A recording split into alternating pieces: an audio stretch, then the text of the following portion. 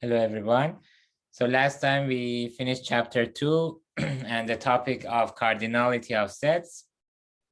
And as I said last time, we are going to skip chapter 3 and we'll get started with chapter 4 today, which is about number theory. So as I said in the very first lecture, number theory is normally considered as a separate branch of mathematics and not a part of discrete mathematics because it's so vast itself, although it deals with the set of integers, which is a discrete set, but because it's so vast itself, so normally it's considered a separate branch by mathematicians. And of course, it's very much, although it's a separate branch, but it's very much related to many other important branches of mathematics, such as algebra or analysis or discrete mathematics. But now here in this course, we just want to go over some basic concepts of number theory briefly. We don't want to go into much details or much depth. For a deeper understanding of number theory, of course, you can take a third year, for example, undergraduate course in number theory, which is just about number theory. And then, of course, you can take more advanced courses and many graduate level courses we have in number theory in all universities. So let's start with 4.1, which is about divisibility, modular arithmetic, and division algorithm.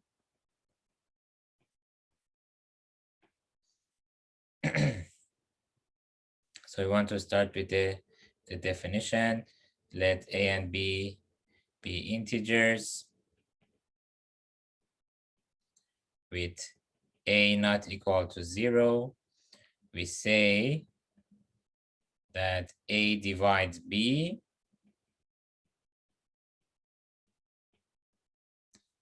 and we write A divides B. So when do we say that a number divides another number? A divides B, it's same, it has the meaning that A is a factor of B, or in other words, B is a multiple of A.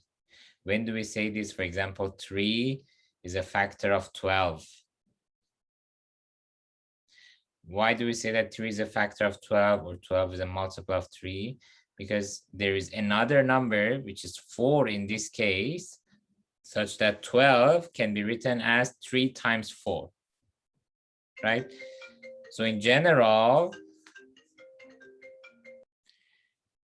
we can say A divides B if there is an integer k such that B is equal to k times A, right? For example, in the example I just said, 3 and 12, 3 divides 12 because there is a number 4 in that case, which is where 12 can be written as 3 times 4. So when we write A divides B if there exists an integer k such that B is equal to Ka. In this case, we say that A is a factor of B, or B is a multiple of A. So if A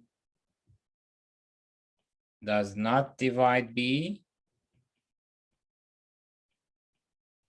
we write A does not divide B.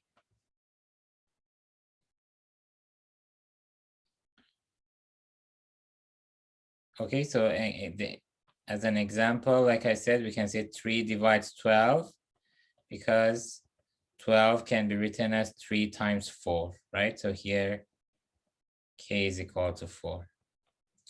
Or let's say 5 does not divide 12 because there exists no integer k, right? Such that 12 can be written as 5 times k.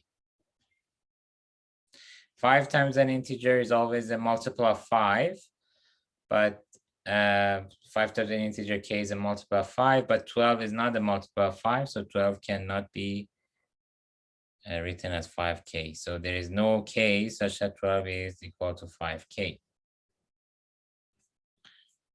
Okay, so now let's look at some properties. So the first property, if A divides B and A divides C, then A divides B plus C. So let's see how we can prove this. Proof. So A divides B implies that B is equal to KA, right? For some K. And A divides C implies that C is equal to, so let me call this one K1. C is equal to K2A, again for some K2. Right? So please remember that the most important thing when you want to prove a statement is applying the definitions. In this case, we have a definition for A dividing B. What was the definition of A dividing B? We say A divides B if B is equal to KA for some K. Now I have two assumptions here and one goal or conclusion. The first assumption is that A divides B. So how can I write this in a mathematical form? In other words, how can I apply the definition here? I can say that B can be written as, let's say, K1 times A for some integer K1. Say for some integer K1. And similarly, A divides C means C is K2A for some integer K2. Now, these are my assumptions. What do I want to show? I want to show that A divides B plus C. A divides B plus C.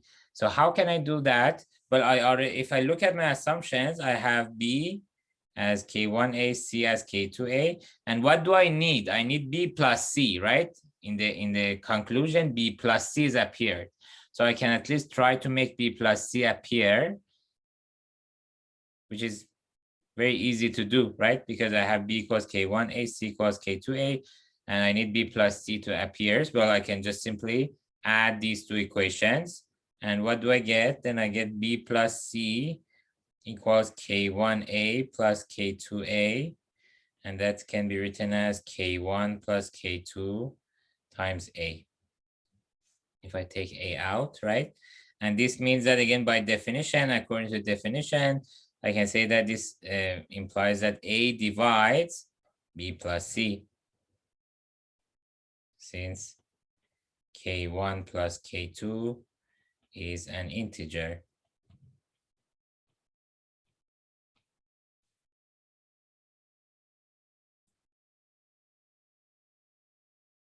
Right?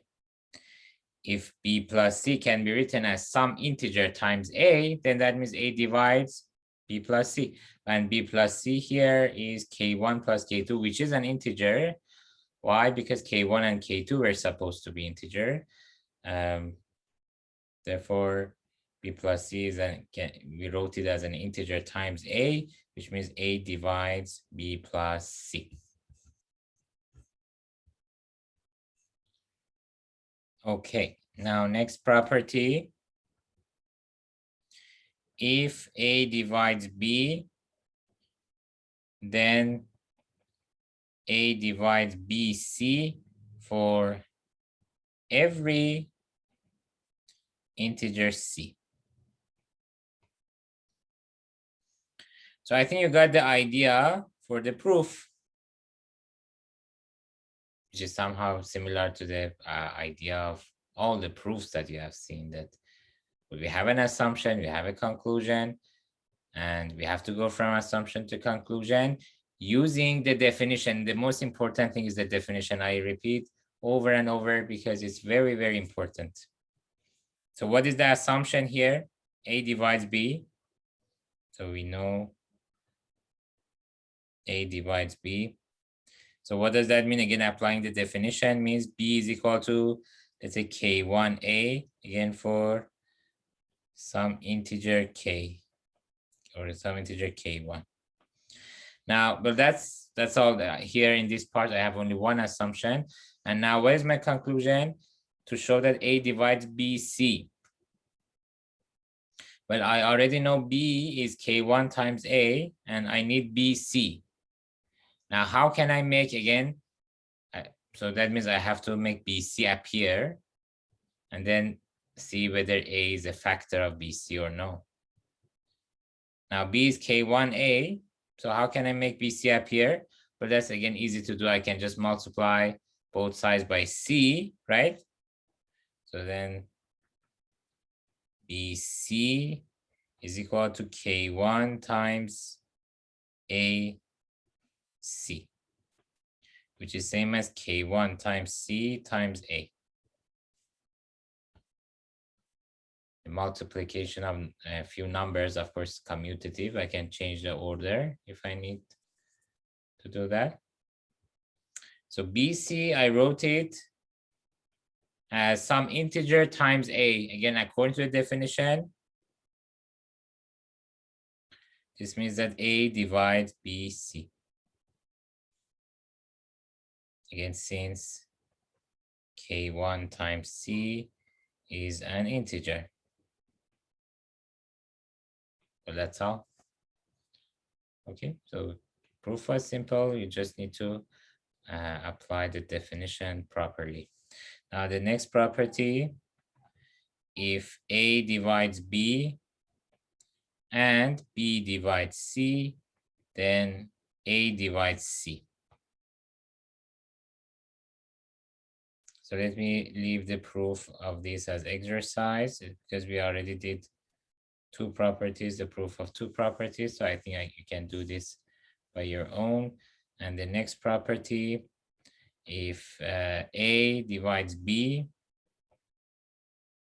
and A divides C, then A divides MB plus NC for any integers M and N. Proof of this, again, that we leave as exercise. I can give you an example.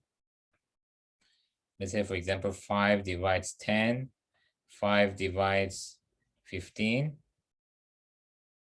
So then I can say, so if A divides two numbers, B and C, then it will divide any linear combination of B and C. So this is called BM, MB plus NC is called linear combination.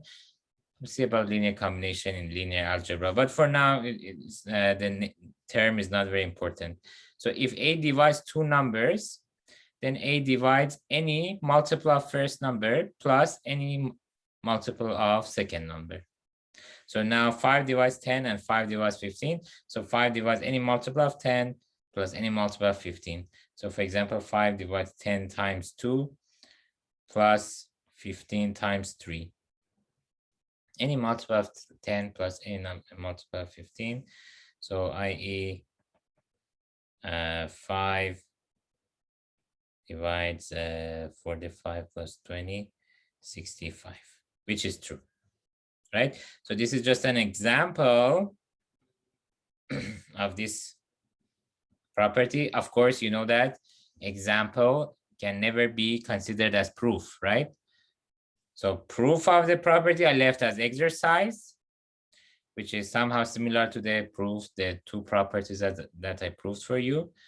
But this is just an example. Of course, not a proof, just an example, just to give you some idea about this property and what it says. All right, so the next thing we want to cover is about division algorithm, which I think you saw in elementary school. And it's very important theorem in mathematics and in number theory. So theorem, let A be an integer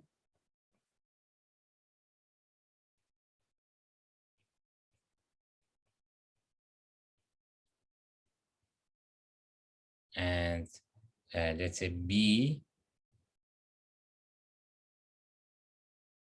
bigger than 0, be a positive integer.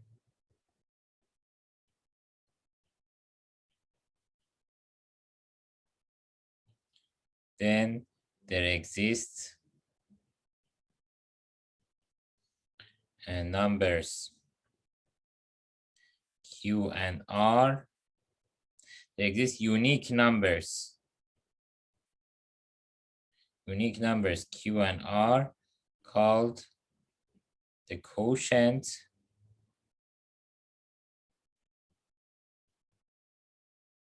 and the remainder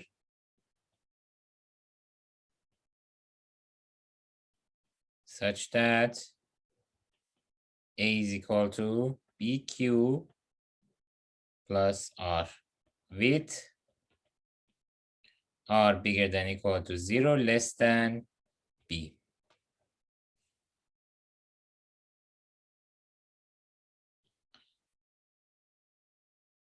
So division algorithm says that whenever you have two numbers, so here, by the way, B here, A is called dividend,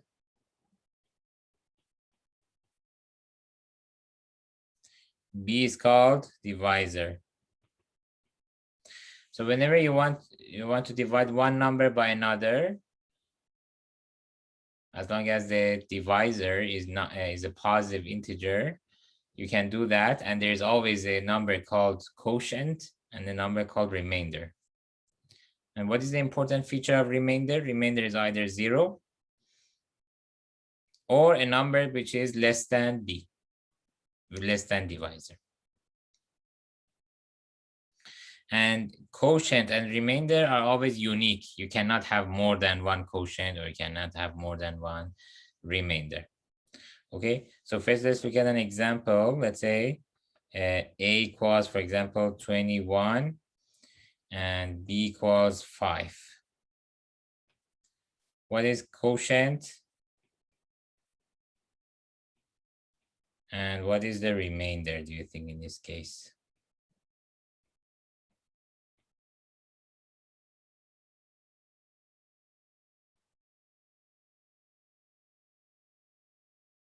So 21, I can write it as 5 times 4 plus 1, right?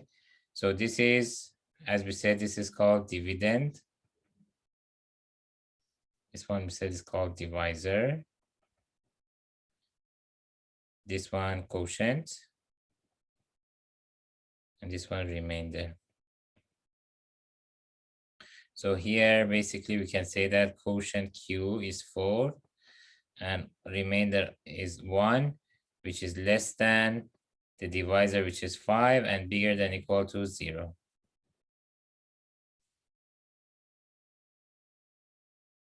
Okay, so this is what you learned in elementary school, and you saw some example. This is just a very simple example of division algorithm. Dividend is 21 and divisor is 5.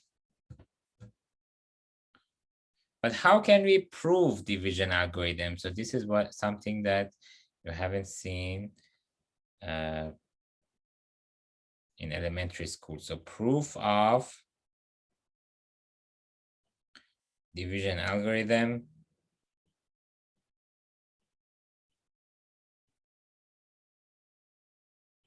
So first of all, the uniqueness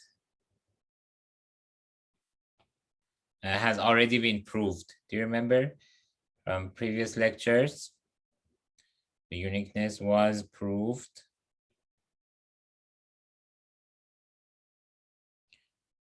C was proved before.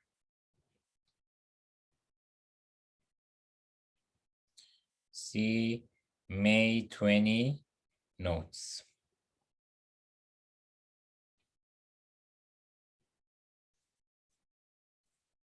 If you look at May 20 lecture notes, and as you know, the lecture notes are on Moodle, right?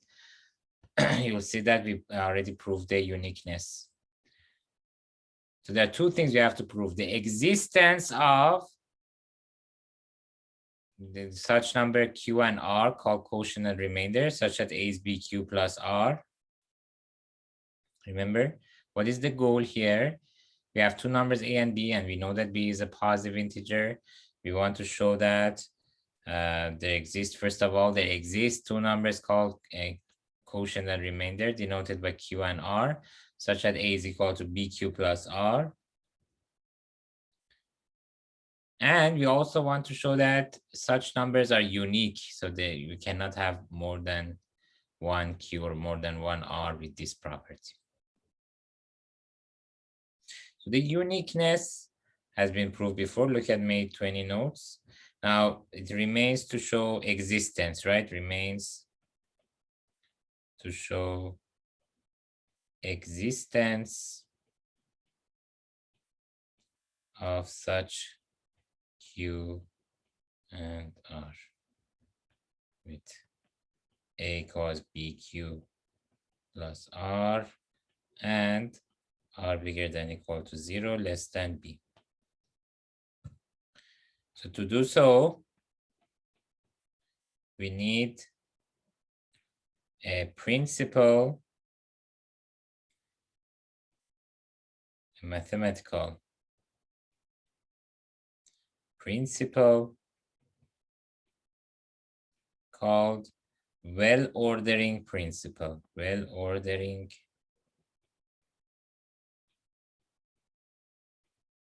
principle. So what does well-ordering principle say?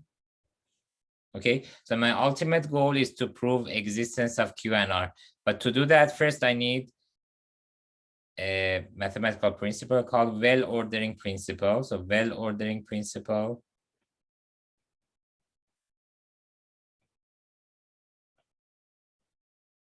it's a very simple principle and looks obvious, but it has lots of applications.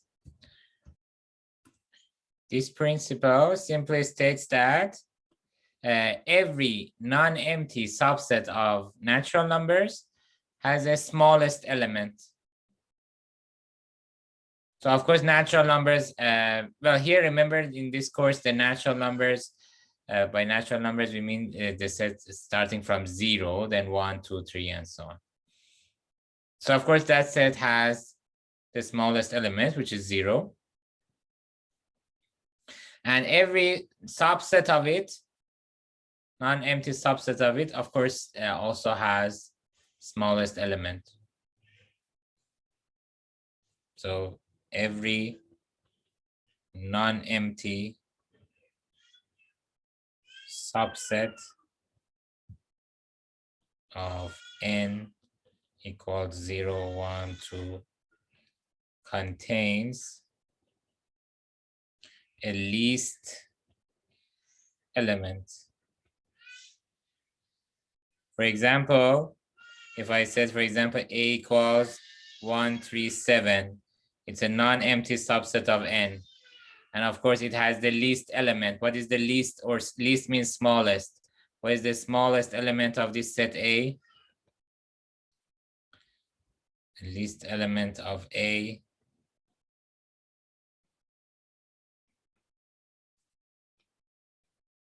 is 1, right? So any non-empty subset of n that you consider has always a least element. So this is called well-ordering principle. So you will see also about this principle in analysis course, Math 225. If you take in the very first week, you will see about a well-ordering principle.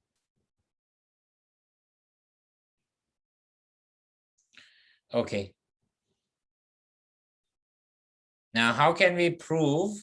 So remember, our goal was to prove the existence of numbers Q and R such that A is equal to BQ plus R and R bigger than or equal to 0, less than B. So how can we, so now back to proof of existence of Q and R in division algorithm.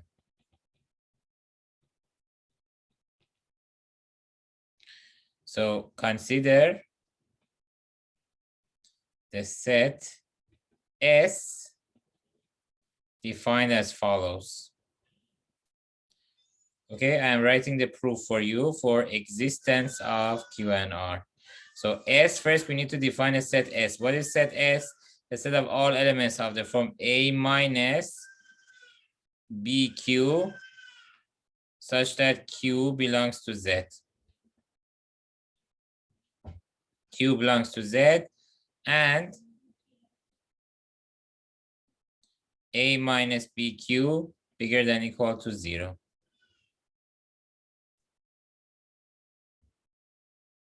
So set of all elements of the form A minus BQ. Remember, A and B are given, right? A and B are given. We are looking to show existence of Q and R with the properties that we need. Now, this Q is not necessarily the Q that we are looking for. Okay. So maybe to avoid confusion, I can use a different letter if you want. I can say A minus, let's say BM.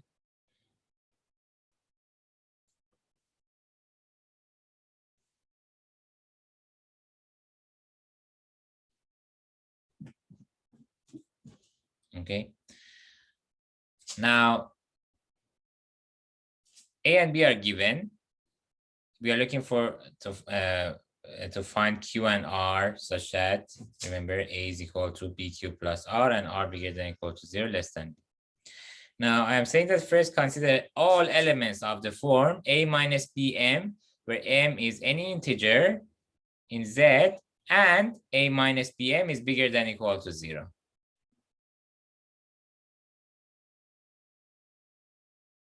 Okay, so the claim here is that S is a non-empty subset of N.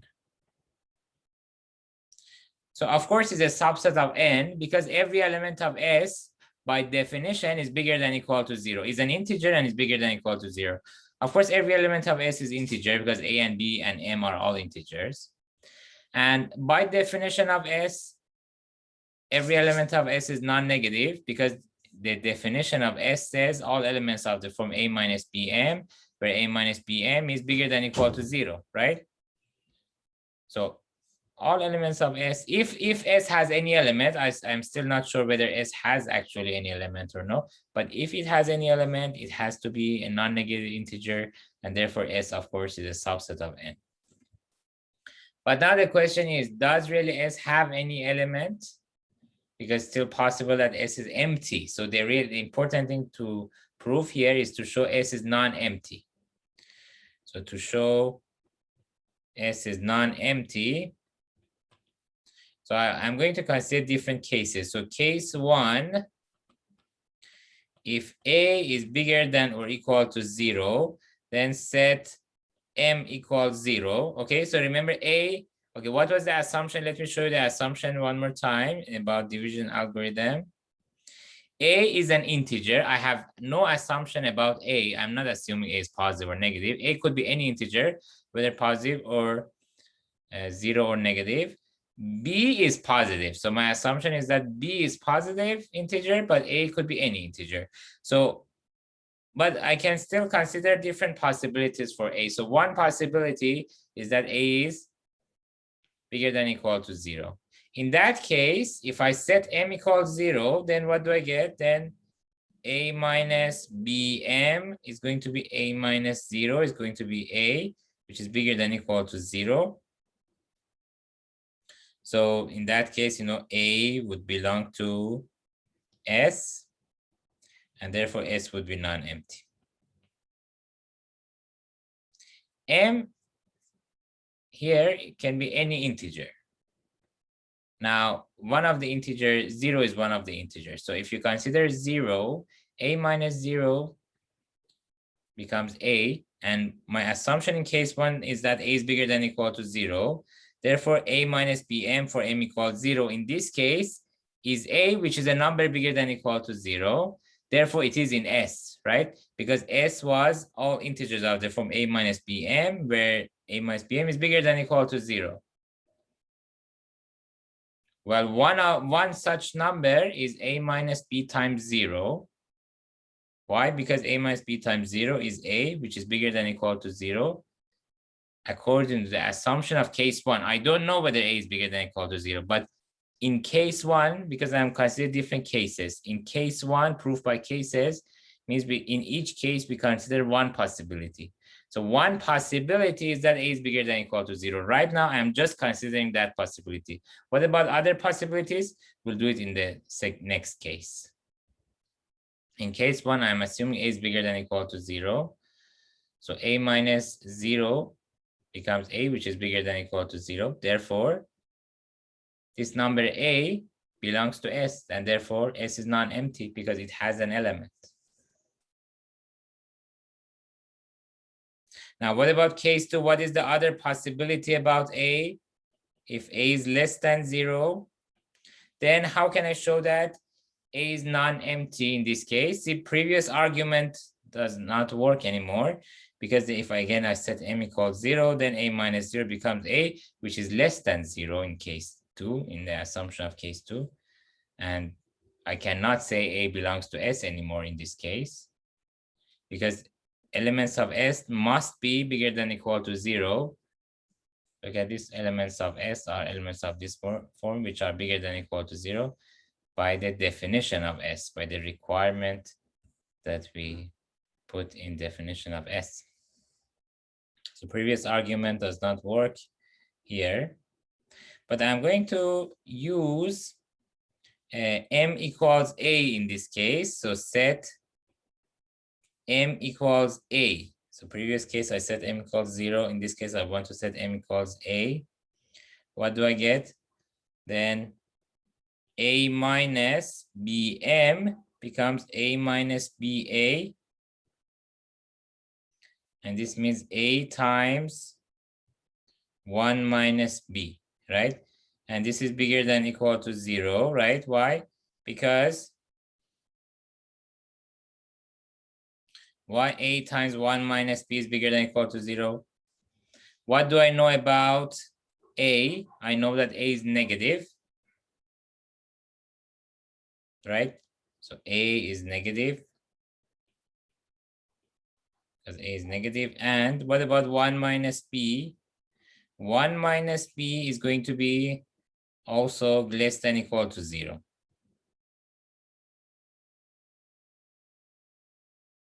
Recall, b is a positive integer.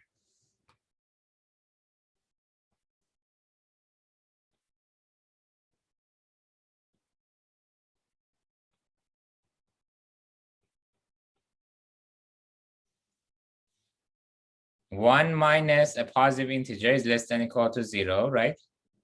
And a is less than 0. So if I multiply two numbers where one of them is less than 0, one of them less than or equal to 0, the result becomes bigger than or equal to 0. So in this case,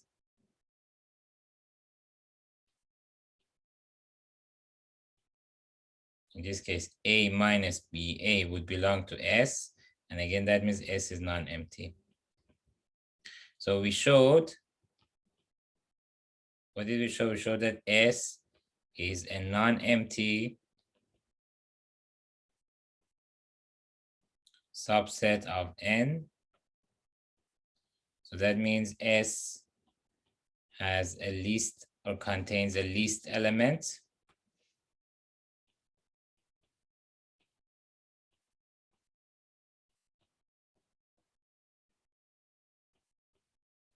Call this element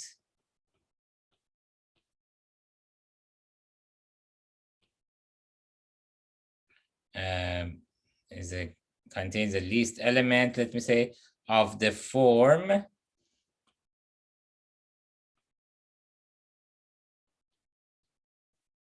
a minus bq, which we will denote by R. Every element of S is of the form A minus BM. One of these elements is the least element.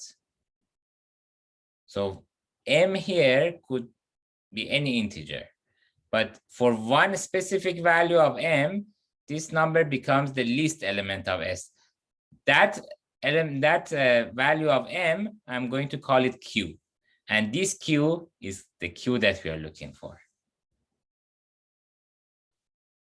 Right, look at the definition of S again. A minus BM, M belongs to S. So M could be any number here. For one of these values of M, this number A minus BM becomes the least element of S. That value of M, I'm going to call it Q, which is the Q that I'm going to show that is the Q that we're looking for. So that's why I said least element is an element of the form A minus BQ, because every element of S is of the form A minus BM. Instead of M, I'm just calling it Q, which is the value that leads to the least element of the value of M that leads to the least element of S. And this expression A minus BQ, I'm going to denote it by R. And this R again is the remainder that we are looking for. I'm going to show this, okay? So how did we find, remember we were looking for existence of Q and R, but we consider a set S is of the form A minus BM. M could be anything in this set. But one of the values of M is the value that leads to the least element for S. That value of M, I'm going to call it Q. Then I get A minus BQ, which is the least element of S. This expression, this whole expression A minus BQ, I'm going to call it R, which is the R that I was looking for. And that's what I'm going to show you in a few seconds.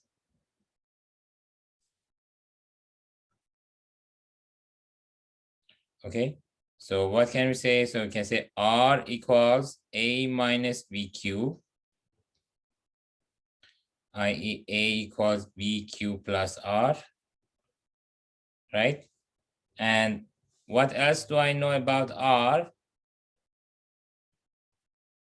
And R is bigger than equal to 0, right? Why? Because every element of S is bigger than equal to 0, right? S was elements of the form this, A minus BM, where these values are bigger than equal to 0.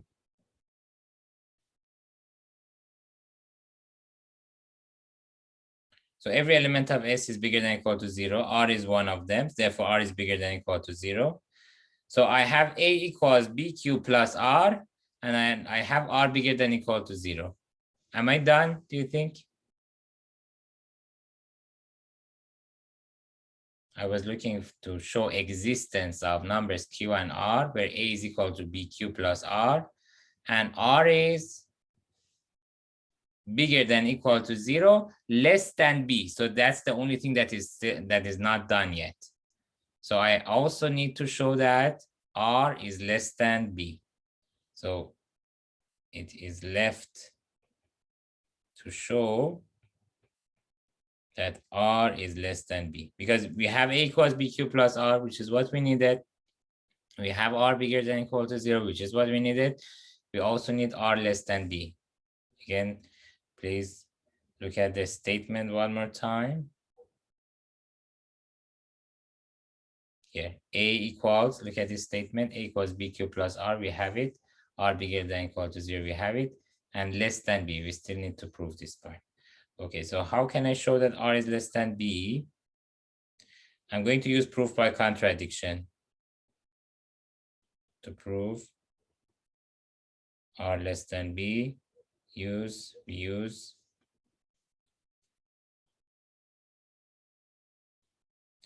proof by contradiction.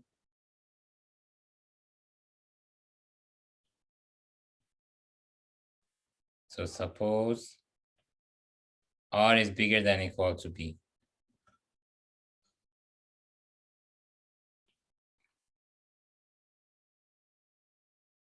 Then consider, let me call it R2 equals R minus B,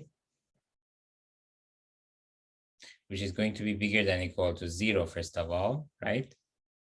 Because my assumption is R bigger than or equal to B, so R minus B bigger than or equal to 0. Also, R2 equals R minus B is going to be what? What was R? R was A minus BQ. So A minus BQ minus B, right? See, R was A minus BQ. So R minus B is A minus BQ minus B. If I simplify this, this is A minus B times Q plus 1. And hence, R2 belongs to S. So why can I say R2 belongs to S? S, again, let me remind you, S, what was S? S was all elements of the form A minus BM, where this number M comes from the set of integers, and the whole expression A minus BM must be bigger than or equal to 0. Now let's look at R2. R2, first of all, is of the form A minus BM. It's A minus B times Q plus 1. Now, so my M here is Q plus 1, and Q plus 1 is an integer. And is also non-negative. R2 is non-negative. Any number which is of the form A minus BM and is non-negative, according to the definition of S, belongs to S. So I can say R2 belongs to S. And this is a contradiction. Why is the contradiction?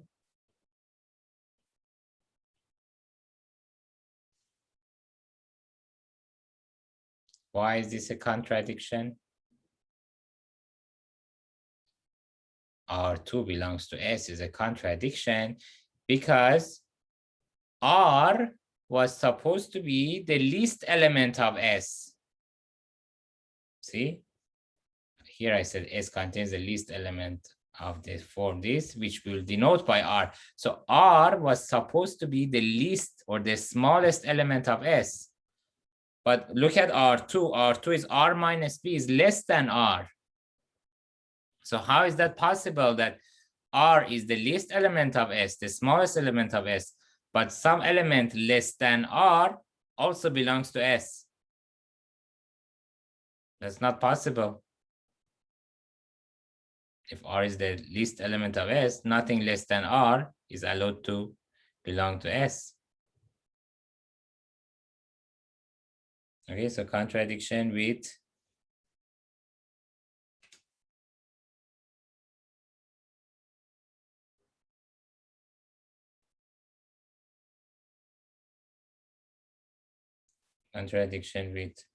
R being the least element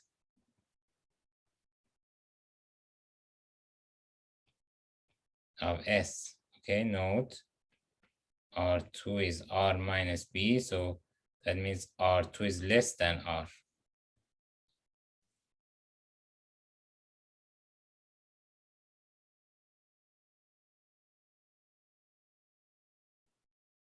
Okay, so we reached a contradiction, and therefore, so this contradiction shows what? So this shows that R is less than B. The contradiction was here. We want to show R less than B. Then we use proof by contradiction. We assume R is bigger than or equal to B. We reached a contradiction, which means R has to be less than B. So we showed the other parts were already done, right? So A equals BQ plus R with R bigger than or equal to 0, less than B. Okay, so this is the proof of division algorithm. And of course, we did some examples as well for division algorithm.